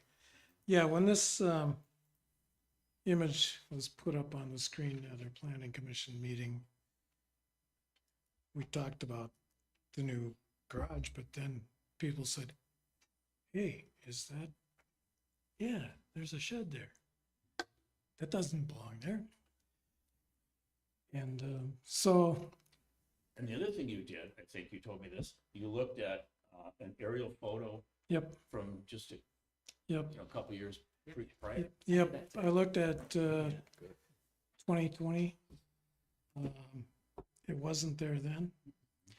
2017, I believe, is when the house was put up. In 2020, no, 2017, the old house was still there. 2020, the new house was built.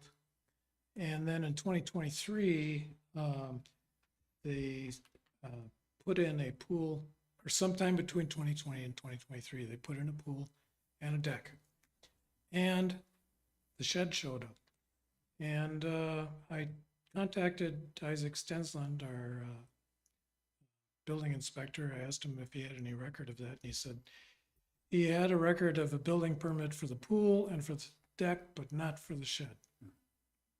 So it's something I think that the town will have to address, because the people at 1258 putting up the new garage, they can't very well move their garage because, and have a property line adjustment, because then their garage is too close.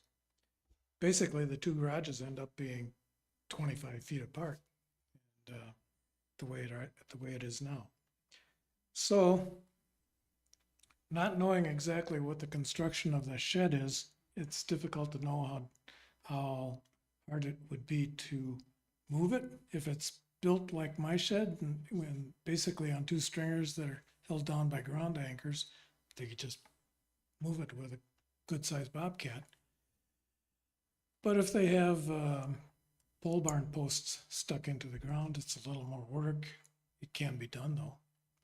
But I don't think you can leave that shed there, because They'd have to get a variance, yeah, and then yeah. you probably wouldn't give it to them.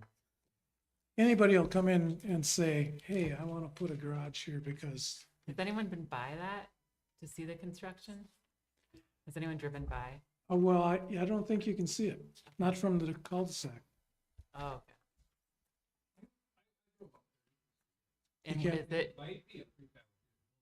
so it could be on skid. And the address is 1227. Name is Tim and Molly. What do we do? I just looked it up. Anyway, Mr. Chair. Yes. So I've dealt with a number of these similar situations, and you're right, they could get a variance. The option that I've put to property owners before is either you demolish it or move it, or you get a variance. I have had property owners, if they have a good relationship with their neighbor, carve out a chunk of land that they buy next to them to bring it back within those setback requirements. I don't know the relationship here, if that would be even possible, if that In would be this- cheaper than having to move it. No, in this case, it But- wouldn't work because the neighbor's building the garage. garage is going in there. this guy's built next. You would complicate the plan Oh. of the garage. Yeah, Yeah. it's a nice idea. but- That's a no way. So yeah, sometimes in these situations, in townships where they don't have zoning, it's a private dispute between if it straddles the line between the two property owners. You have zoning and the township has an obligation to enforce those requirements. So kind of the first step, and I'm assuming Troy does the same as we always do. It's kind of a notice letter saying, laying out specifically what the violations are, if the setback is the only violation. It doesn't sound like they maybe got the right permits. You know, kind of lay out exactly what the issues are. These are your options. This is the deadline. And ultimately, you get down the road, if they don't do anything, you're in district court with enforcement action. Hopefully it wouldn't get to that point and we could come up with something. But yeah, I don't know, you know, certainly doesn't seem like this would meet the conditions for a variance. But that's at least one option you have to give them. They can make that application. But the town does have the obligation to address it. So do we ask council to prepare a notice, or do we need more information? Well, I think it sounds like maybe the first step is to prepare that notice regardless of what the outcome, you know, what the party's gonna do, put them on notice that something has to happen. I don't know if you know, here's one question I have. You say there's 25 feet between the proposed structure and the existing structure? Or have you Well, measured? it's roughly 25 feet. The new garage is being set back 25 feet from the property line. Okay, And this older shed, 2-year-old shed, is set back about a foot, maybe. yeah. So right now, the way it looks is they're about 26 feet apart, which Okay. is not a lot. So, Yeah, I mean, you know, I wonder if one option that we should consider letting the parties come to is a lot line adjustment that would still keep the new garage 25 feet from the new lot line. And, you know, and then the existing structure might only be 20 feet from that, because I mean, because if you draw it at an angle, if you draw is the diagram up? Yeah, it is. So if you kind of go at an angle, north, east to southwest, you can get, it looks like you can get kind of close to 20, 25 feet. But I don't know. I took geometry. I in don't high think that's school. our problem to solve, though. What's that? I don't think that's our issue to solve. Like, Well, no, I'm just saying that, I'm just wondering if it's completely out of the realm of possibility to No. allow a lot line adjustment They could- and a variance, you know?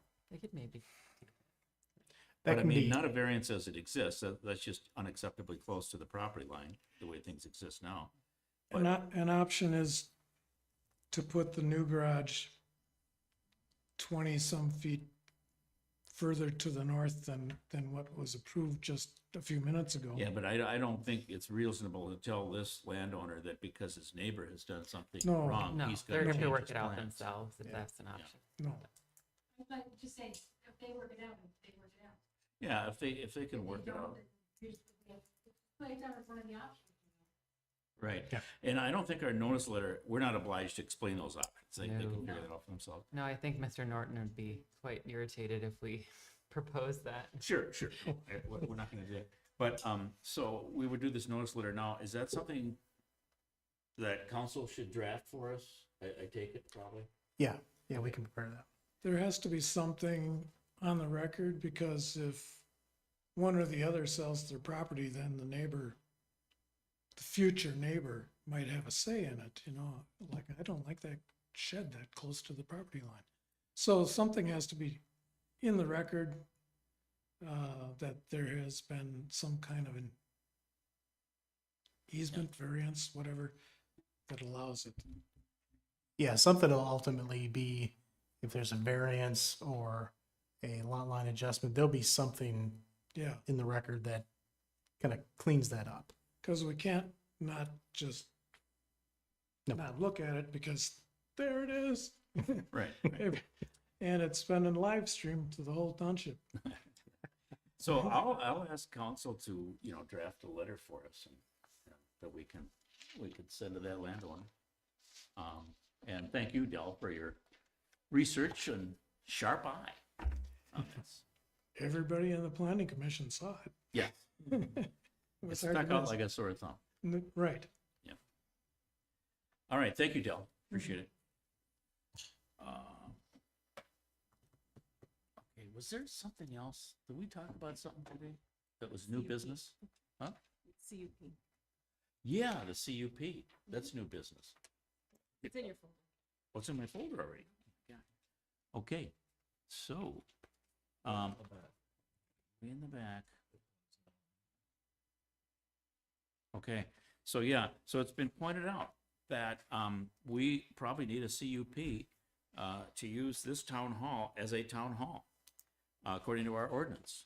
And so, now is that something that, and so it looks like, Carrie, you prepared a CUP application.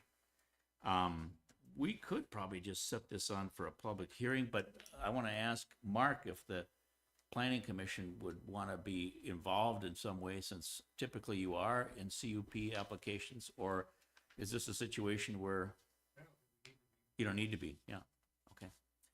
Pretty obvious. Yes, it is. It is pretty straightforward. All right, so I would just move then that we set this on, this application for consideration of this, of a CUP on for a public hearing. We're really loading up next month's, thing, but we could probably dispense with it fairly quickly, I would think, hopefully. And because it's a kind of a hoop we have to jump through, it's a technical hoop we have to jump through. So I would move that we set this on for a public hearing at the next meeting. I'll second. Moved and seconded. Sorry. She beat you to it. Any discussion? The only discussion is sort of related to public hearings. Are we still having them at this meeting? Well, hopefully hopefully we're gonna be implementing a new policy and a new practice of having the planning commission hold most of those public hearings. The one we just did on the structure closer to the right-of-way than the house, that one I think probably stays with us, at least according to the ordinance that's drafted. But public hearings on CUPs and variances probably will move and should move to the planning commission at some point. But I think we're probably waiting for Troy to complete his comprehensive review of the ordinances, and he's going to restructure that part of the ordinance to bring us in line with what other townships do, which is to have the planning commission conduct those public hearings. Not all necessarily, but those ones for sure. So, but for now, we're kind of stuck with the procedure that we've had since John McPherson days. Yeah. I think we should have the plan in place, the planning service in place before we do that. Yeah, so the comment was made, you can't hear it because she's not on a microphone, but the comment was made that it would be good to have the planner in place before we change that practice. And that's a reasonable thing to say, I think. And it sounds like that's probably the way it's going to happen, because the train is moving down the track to get the planner on board, probably as quickly or more quickly than the ordinance review. So it's probably going to just work out that way, I think. I think we should also consider having staff to support the planning commission. So the comment was made that we should have staff to support the planning commission for public hearings. That's all something we can certainly consider as we go along, I think. That'll be part of the process, review and realignment. Okay, let's see. Any other discussion on the motion to put this on for a public hearing at our next meeting? Hearing none, all those in favor of doing that, please signify by saying aye. Aye. Aye, opposed no. Okay, so we got three public hearings at our next meeting. Any other new business or old business that we need to talk about? Is it true our sign has gone out front? I was gonna comment on, Okay. Oh. is it public comment now? Public comment period, yes. 3 minutes, please. Well, I know you guys had a very exciting meeting tonight, but we did have some excitement outside the building too, where a driver Is everyone slid okay? through the intersection and then hit our sign Whoa, And- that's a bit. just now. I mean, at approximately about 7:30. Wow. I don't know if you heard the boom or not. but We did. That's what it was. That was a Is car. that that person hit it. okay? Yeah, he's okay. I went out there and he's fine. And then, what's that? No, the sign is basically destroyed. The metal sign actually looks like it's in good shape, but the pillars are gonna have to get, replaced. They're damaged. So as, I spoke with, Deputy Haley Newman, and she gave me your card, and with the case number on the back, I'm gonna give this to Carrie. As soon as, gives us, contact our insurance agent, and then get an estimate, and then call her back with the estimate so that they can get the channel, the ball rolling as far as filing a claim and stuff like that, so. Yeah, that just happened around 7:30 tonight, so. We got the driver's insurance info and everything? Somebody did? I'm assuming that the Police did? police did. Okay. What's that? tonight. Yeah, Is it is really slippery. When, probably when you all started your meeting, it was probably just slightly raining and snow Yeah. maybe. Rain. Well, when I got here, probably about a quarter after, it was coming down really hard. And it was really slippery. So be careful out there. So this person just slid off the road and hit the sign. Was southbound on Stagecoach, missed, they said he was gonna turn onto 10th Street, and he said that he must have been going pretty fast. Because he missed the pole, he barely missed the pole, and then slammed right into our, sign. No, he didn't hit the power pole, somehow he missed it. Because people up north of here are. Oh, really? Had the sign not been there, he probably would have come through this Well, I was listening to him talk to the deputy sheriff. He claims he didn't hit it, but unless,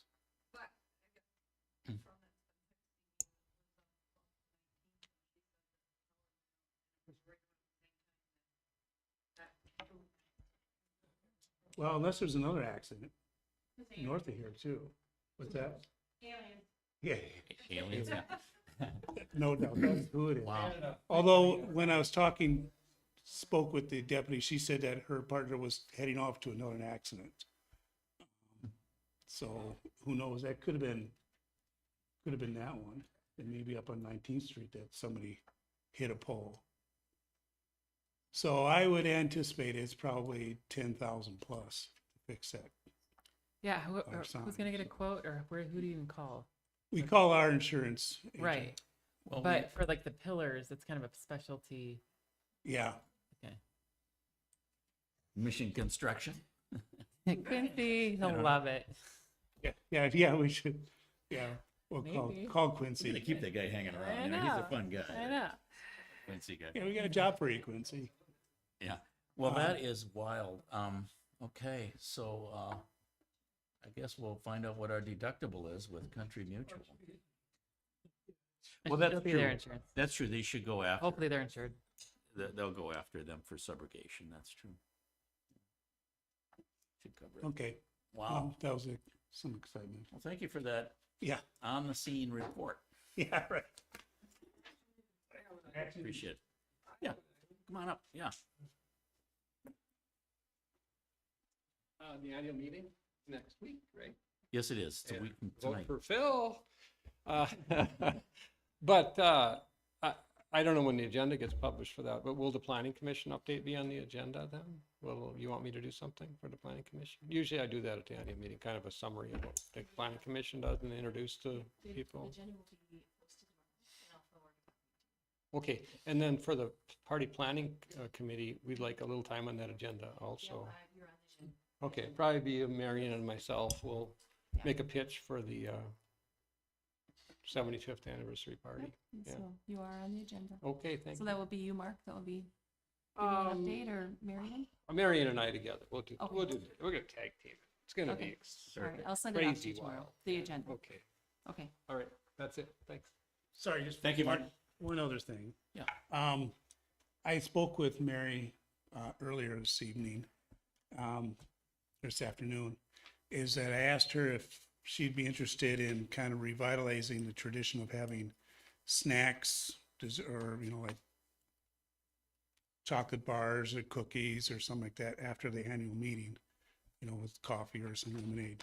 That's what we used to have prior to leaving the school. So if it's okay, we'll try to move forward with that, with just having, after the meeting, having some treats or whatever you want to call them, something to drink. It was, the residents really liked that because it's kind of, then people stood around and then talk with each other and, you know, approach the supervisors. And it was just a good community thing. Yeah, we still got ice cream too. Yeah. Plenty of stuff to offer, so just wanted to make sure if that's okay, we move forward with that. Absolutely, yeah. Okay. Sounds like great. And Dan, we do have our canvassing board meeting right after the annual meeting. It's typically pretty fast, 15 minutes. So just so all the supervisors will be in the conference room. In the conference room, Yeah. okay. It'll Yeah, be that's fine, short, you know, but they'll, just so you know the that. people they'll be eating. You can have entertain them. coffee. Yeah, right. All right, thank you. Thank you. Thank you very much. Okay, looks like we have one more public comment. Oh, you do? Okay, all right. Nothing new. Pat Schultz, 1440 Norcrest Avenue North. Before I read my comment, the reason why refreshments were kind of stopped at the school was not so much because we were cheap. People weren't eating them. It got to be later on in the evening, and we had like the sweet stuff that didn't really, people weren't eating them, and then we went to more snacky stuff, and then I think only one person took advantage of it. So it reached the point that we figured, why bother? I mean, I don't care if we bring it back, but that's the reason why it was stopped. So anyhow, okay, I'm going to read my comments now. Once again, there was an open meeting violation at last month's board meeting when John didn't provide information regarding the 20th Street drainage easement work. He just said that Miller was $2,000 more. He did not provide who was asked for quotes. He did not provide the actual quotes. He did not provide the information for public review. I find it interesting that the group backing John, Citizens for West Lakeland, has remained silent on these violations. This group includes people who have implied open meeting violations with past boards. They have not contacted the Minnesota Department of Administration regarding these new violations as they have in the past. Nor have they contacted Mary Devine of the St. Paul Pioneer Press so we can have another article with the damning headline saying, West Lakeland Township found to have broken meeting law. State issues advisory opinion on matter. It looks to be that if you're supported by Citizens for West Lakeland, the meeting laws don't apply for their candidates. Okay, going on to another matter I'm going to say is, please remove the signs on the township road spread away, specifically the signs in the ditch by the West Lakeland Township sign on 30th and the sign on the corner of Neal Avenue North and 30th. Additionally, we have gained a tire in the township right away on Neal near the intersection of 30th, and this should probably be removed so people don't take this as a dumping ground. So I didn't quite catch what you were just saying about signs. So what are these there's signs? contractor signs, you know, holiday light signs, or Oh, okay. those type of signs that you see pop up all the time. So there's two of them down in the ditch by the West Lakeland Time on 30th. One on the corner that's holiday lights. I think we're well past the holiday light situation. And then going past there today, we gained a tire, which is a pain in the butt, but it's on the township road right away, so we have to get rid of it. Okay. Thank you. Okay, yeah, thanks. Okay. Let's see, okay, so yeah, that does, in my mind, that raises the question, do we actually have any kind of a written quote from Miller on that 28th Street thing? Yeah, Gary's got that. Yes. You do? Okay. John provided it. Okay. All right. And then this business about signs and tires, I don't know, what do we, what do we do about that? I know what she's talking about. People put these signs, you know, in the ditch all the time, you know, but house painting or window cleaning or something like that. And they probably shouldn't do that in the right of way, so, I just pick them up and throw them away up there by my house. yeah. There is tires, there's a tire on what Pat was saying, somebody dumped it in the right of way along, along Bergen's house, so it's like at the corner of Neal and 30th, and then there's another tire that got dumped over on Oak Green in the ditch, and it's in our right of way, and they're big tires. If it's on Oak Green though, then that would be the county right away, right? Yeah, you're right. But this one at Neal and 30th, there's a tire that's our Somebody just problem. dumped a tire in there. People have been doing that. I hate that. There's a tire on Nolan also. Okay, They so, just spread them out. The Metropolitan Mosquito Control District picks up tires. oh, You just have to call them or put a request on them. They pick them up. Yep, you can get rid of all your tires. Real nice service. We pay for it. They tax us. Yes. so they'll pick them up out of the ditch or they'll pick them up Well, where it is, from your house. Yeah, they pick, I put them in the driveway, they pick them up. Huh. Yep. I don't know, but I think I'm They gonna, don't want 'em laying around. They don't want them laying around in the water and Oh, coming water, out. mosquito Yeah, got it. it's to breathe. yeah, mosquitoes. And we pay them a lot of money to those, guys, because they don't really do much for us, to pick up tires, so. They walk onto my property every year because I'm close to the children's farm and they try to Great. control the mosquitoes in my little swamp in the back. But they will take tires. That's Okay. one thing they do, so, real nice. I will say that we don't have mosquitoes here anywhere near. Wetland, I'm sorry, not swamp, wetland. Yeah. Okay. Well, all right, so maybe we should call the Metropolitan Mosquito Control District about some of these tires then. One thing they don't do it in the winter. Oh. We'll pick them in the winter, so if we call them now, they'll, I don't know when they start picking. We don't want April, tires in May, the ditch the start rest of it. No, that we don't. So what do we The road do? supervisor used to pick up that. Pick them up, yeah. And I don't know if you're willing to do that, John, but you're not. Okay. So what do we, is there some contractor we can hire to get rid of the tires or? Yeah, we can find some. Well, you gonna say something, Carrie? Sounds like. I can call Tennis Sanitation. I don't know if they will take tires, but I can certainly ask them. If there's something in our ditch, I'll usually call them and they'll pick it up. A couch, Oh, chair, They'll charge you. and we do get charged. all That's right. the only contractor I've ever Tennis, worked okay. with. Well, would you mind giving John that contact information? Then John, since it's a road thing in the ditch, Yeah. maybe you could call Tennis and have him pick up these tires. Sure. That'd be good. Okay. And, you know, and maybe kind of let us know too what that's costing us or something, you know, just so we kind of have an idea of how that's working. It's a new one on me, yeah, but that sounds like a way to get rid of it. And if, Box elder button. Their black elder bugs are up. yeah, oh, there are. Where are all the locations of these? I've heard of a few of them tossed around. Well, I'll tell you what, why don't folks that know the locations of them, let John know what they, Okay. what these locations are. Okay. Did you have something else to add to, John? For anyone who wants to call me, my cell phone, 651-248-0682. Repeat, please. 651-248-0682.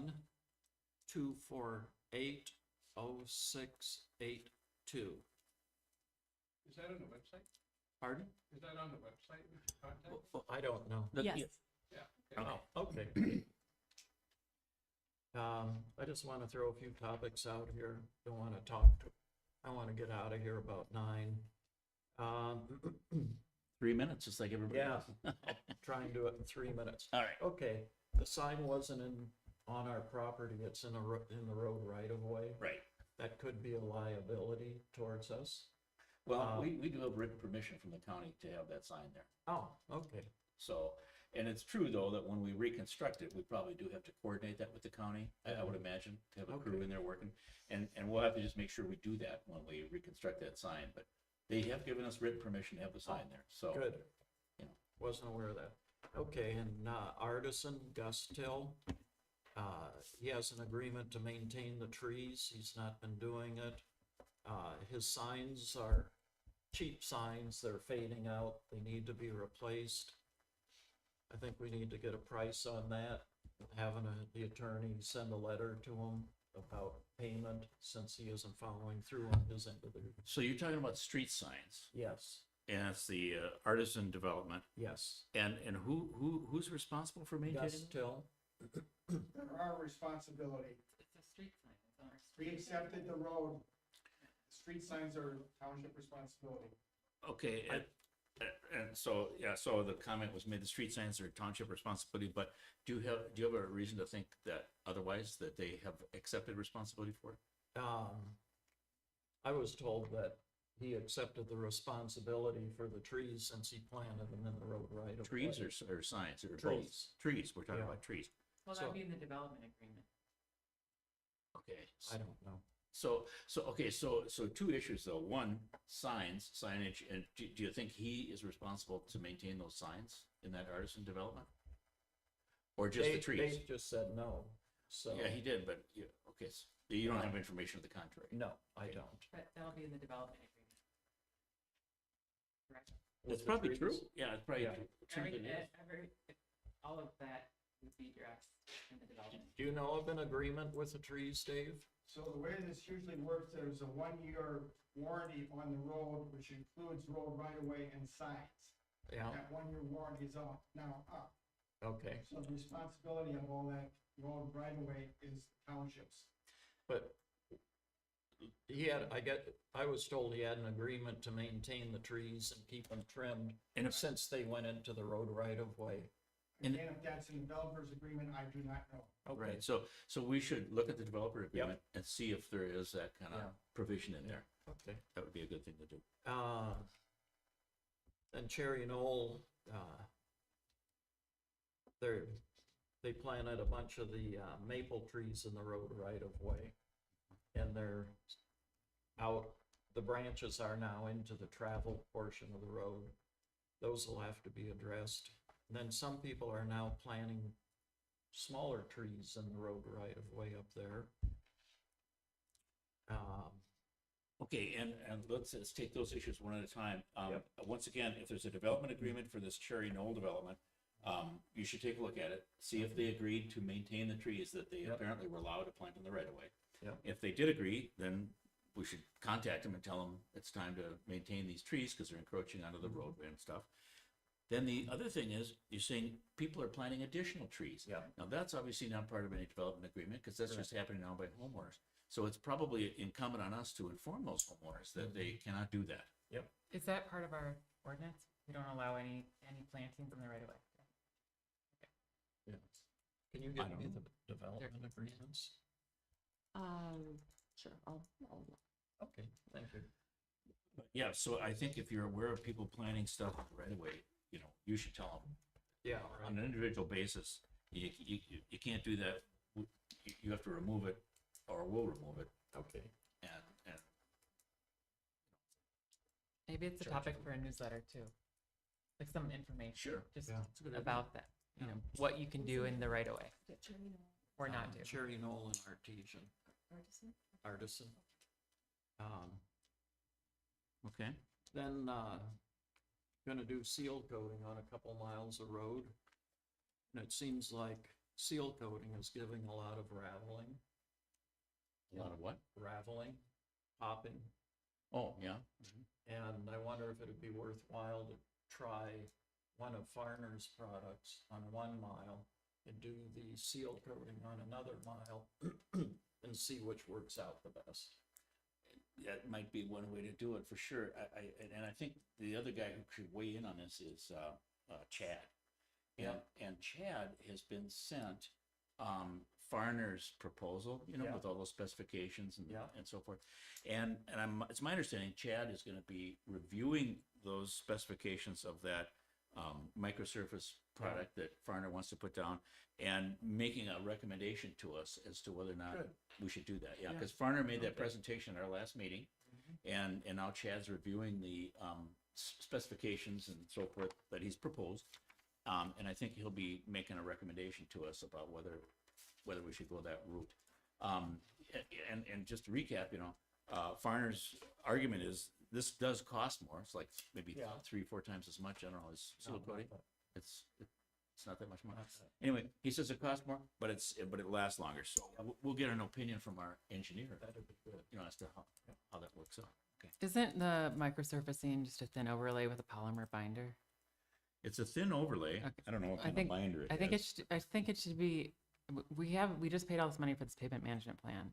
So Yeah. if that's one of the solutions we're gonna implement, it should be in adherence to the plan that we're trying to implement. Right, and I mean, the pavement management plan, I don't think we've gotten a final version of it, and No. part of it is I think we should have Bolton consider whether, this should be part of the pavement management Right, plan. but if we're gonna do a thin overlay or a polymer modified version of it, whatever Farner wants to call it, it should be thin overlay versus thin overlay, not seal. That's like apples to oranges or bananas to pears. So it should be, if we're gonna try to compare the technologies, doing a little experiment, it should be of the similar type of treatment, pavement treatment. So you're advocating for doing this? Not necessarily. I would lean on the professional engineers, but not the people who sell the product. Oh, definitely. No. So Right. let's see what I Chad says. totally agree. yeah. Yeah, totally agree. I mean, I'm not totally opposed if it's something we want to do a little experiment on, but Yeah, but I also like the idea of asking our engineer, who's now with Bolton and Mank, he's got this deep, knowledge base to draw on, having him, evaluate this presentation that we heard. You're right. I don't want to rely on the salesman either. Yeah. I want to rely on our engineer's judgment for sure. yeah. I've looked at some of the roads before and after the application, and it seems like a good idea. Yeah. Not that I care if he gets a job one way or another, just. Right. If it is a good idea, I think our engineer will say so, and then I think we should do it. Yeah. Anything else? I'm gone. I do Go have ahead. one more thing, sorry. Just thought of it. John, it is time for Washington County to be in touch with them regarding striping needs. Oh, So, yeah. yeah, so Do you have that Get- number if- handy? we'll get in touch with Chad Okay. and you should work with him on that, but they're requesting all of our, I guess, our quantities by March 6th. May 6th, sorry, May 6th. Yeah. Yeah. Yeah. And we're not including the road, well, we're gonna include some of the roads. So we don't know which roads are gonna be done, like if the roads are reconstructing, we don't know which one will be done this year, next year, so we can't exclude them. It's true. We'll know though by the first week in April, Okay, so we can take that into, well, won't we? Because yeah, but the contractors, the road reconstruction contractors have the flexibility to shift which season. So it's just a point of coordination. so we're not asking them we didn't ask them to tell us in their bids what the sequencing No, they is. have the flexibility based on their other workload. So let's just talk to Chad, or let's keep that in mind. Yeah, we'll have to keep that in mind, because it's probably, not a good idea to be striping roads that are gonna be torn up No. right away. The other thing is, I think that, many of our township roads, we don't do striping on as a cost-saving thing. We've got 45 miles of roads. They don't all need, striping. And so, we should be judicious in determining, which ones need it. And maybe we should just go with roads that have previously been striped and just need to be renewed. I don't know. Do you have to stripe how often do you stripe a road? Every year. Every year? Every couple of Probably years? depends on. Sometimes every 10 years. So that's not part of the They pavement have to meet management. a resident. Okay. All right, well, actually, I think we're probably in a position to adjourn if, what's that? Yeah, we can do that. You'd be okay with that? Yeah, I'm totally fine with that. All right. I'll move that we adjourn because I think we finished our business for the evening. I'll second. We have a second? Second. Moved and seconded. All those in favor of adjournment, please signify by saying aye. Aye. Aye. Opposed, no.